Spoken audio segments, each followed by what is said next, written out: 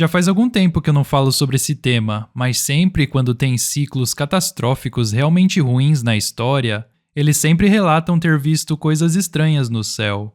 E se você olhar de verdade para o que o artista está retratando aqui, no caso a trombeta, ela está sendo tocada, porque tem um cometa em chamas atravessando o céu. Existem até relatos de odor fétido e ar corrompido que geralmente levam a algum tipo de praga associada a esses eventos. Bom, isso ocorreu por volta de 1300 e a história que nos dizem é sobre a peste negra. Além disso, tempestades elétricas malucas estão associadas a tudo isso. E eu vi muitos vídeos na internet sobre os prédios antigos com para-raios no topo e coisas assim, insinuando que eram antenas captadoras de energia. Olha, levando em conta uma imagem como essa, mostrando que o lugar só pode ter queimado por causa de um raio, faz muito mais sentido que sejam outra coisa. Para-raios fazem muito mais sentido quando você tem essas tempestades elétricas sinistras. Mas então, quero mostrar para vocês esse documentário antigo, provavelmente gravado em fita VHS, nos anos 80 ou 90. Esse cara partiu pro Elísios em 96. Então, digamos que seja final dos anos 80. Evidentemente, ele era o último druida de sua tríade, da antiga Ordem Gaélica, ou apenas a Ordem, como a chamavam, e disse que não via mais ninguém da Ordem há anos, e supõe que ele seja o último.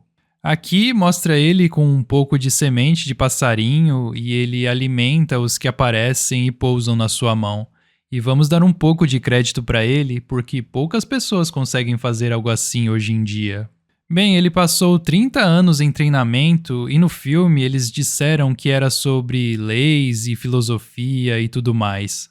Assim, se todos no mundo fossem exterminados, exceto um indivíduo, ele seria capaz de restabelecer tudo.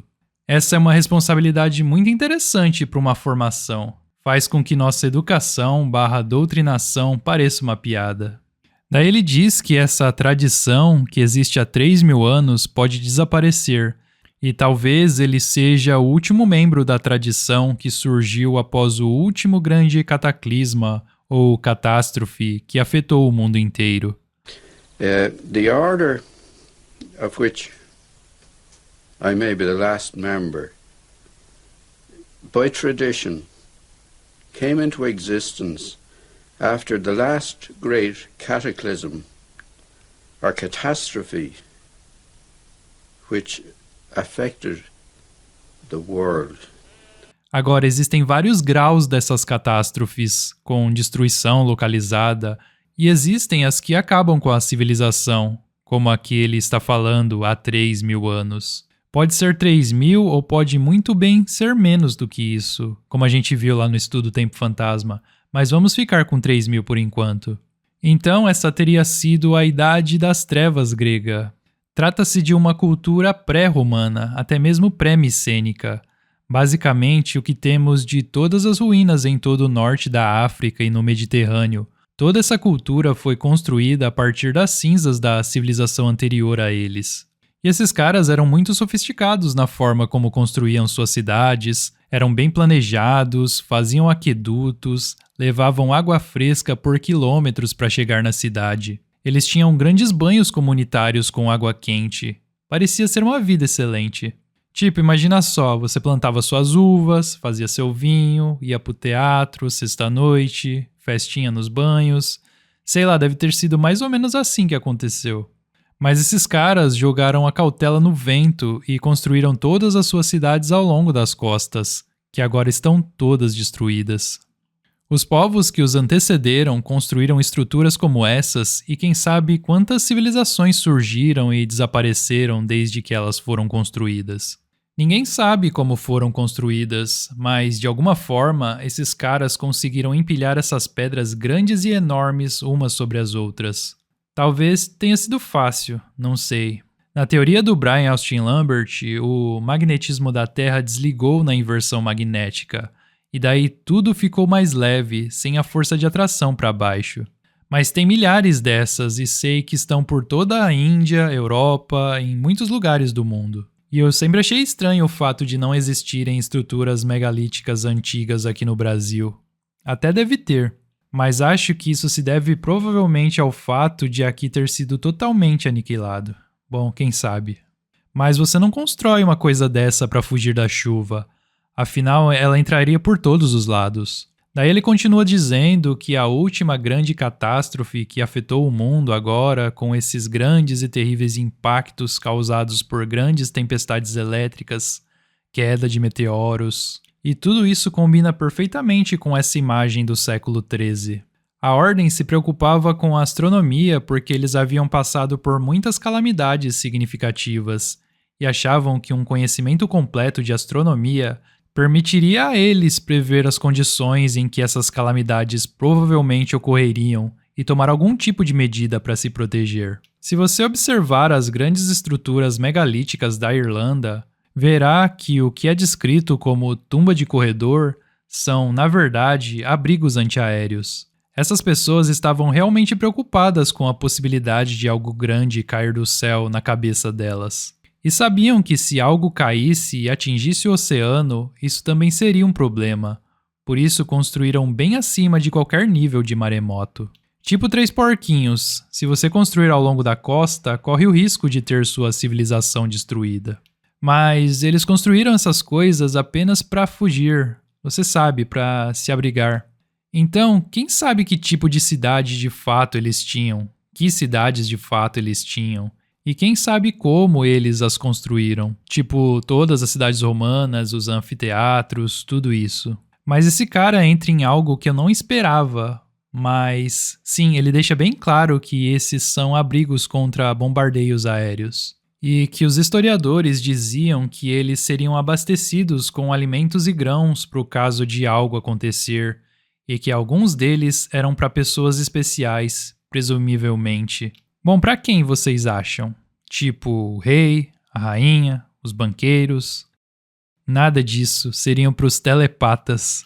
It would seem that the very complex ones, the very big ones, such as we get at Carrowkeel and Carrowmore in Sligo, were special ones, like Hitler's bunker, very well preserved, but they would be for special people.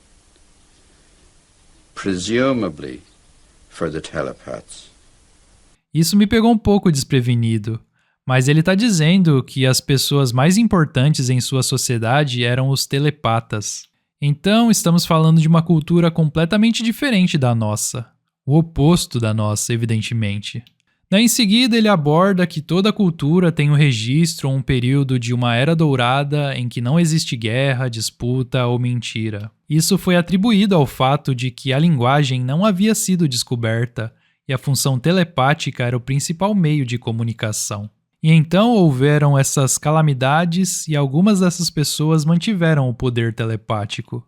Mas a maioria deles, por estarem isolados e sofrerem traumas, desenvolveram a linguagem. E um fato interessante sobre isso é que ele diz que é por isso que existem alguns lugares que têm línguas que começaram do zero, que não tem nenhuma descendência, tipo como o português veio do latim, etc. Agora ele não diz nada no documentário sobre quem construiu essas coisas.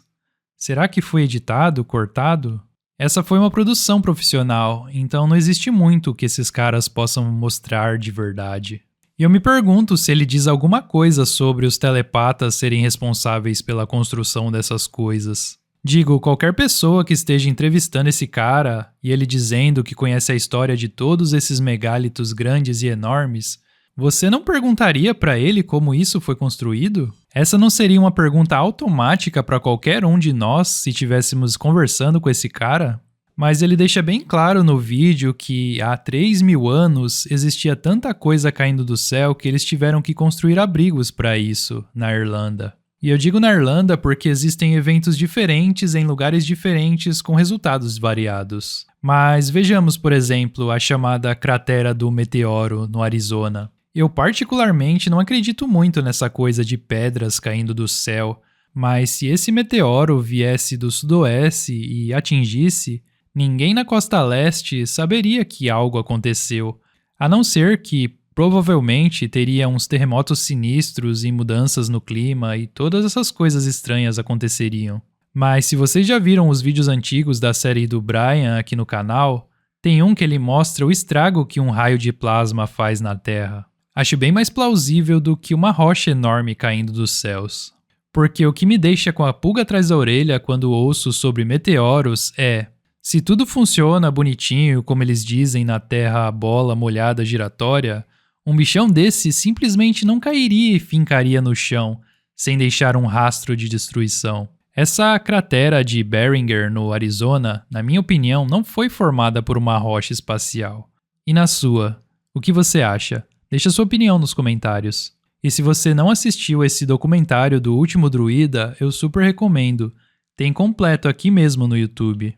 E se você quiser saber mais sobre essas calamidades do passado e como toda essa história foi ocultada e, pior, como inseriram mais de 1000 anos na cronologia da história, vou deixar na descrição e no comentário fixado o link para o estudo Tempo Fantasma. Lá você vai aprender sobre como os métodos de datação não são precisos, sobre essas dinastias fantasmas reflexos de outras, sobre os zodíacos do Egito e suas datas, sobre a verdadeira época de Cristo na Terra, que não foi há 2000 anos atrás, mas muito mais recente, sobre a verdadeira Jerusalém bíblica de acordo com a descrição da mesma e também sobre as calamidades que foram o apocalipse do mundo antigo, um verdadeiro reset na humanidade. Link na descrição e comentário fixado. E agora, a partir do dia 31 de março, por 3 domingos, às 5 horas, estou programando com o Eduardo do canal Yeshua 3 lives sobre inversão magnética, onde a gente vai abordar de tudo um pouco, como surgiu essa teoria, os impactos dela na história mundial, o que pode ocorrer no nosso país e muito mais. Vou deixar o link também na descrição para quem tiver interesse em participar. Se gostou do vídeo, deixe um comentário, um like e se inscreva no canal para não perder os próximos. Se é novo por aqui, assiste esse outro que está aparecendo na tela e conheça mais o canal A Chave Mestra. Muito obrigado e te vejo no próximo.